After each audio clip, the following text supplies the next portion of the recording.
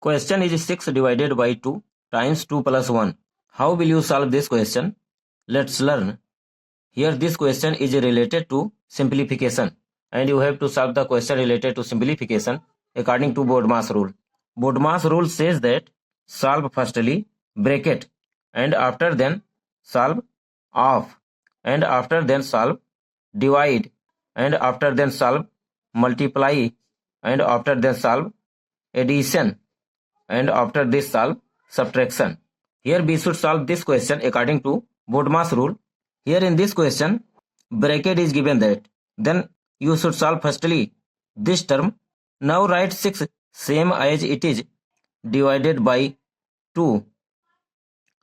Write in the bracket 2 plus 1 means 3, bracket closed.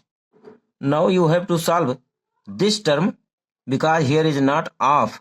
Then 6 divided by 2 is 3 multiplied by this 3. Now 3 times 3 is 3 3s are 9. This is your correct answer.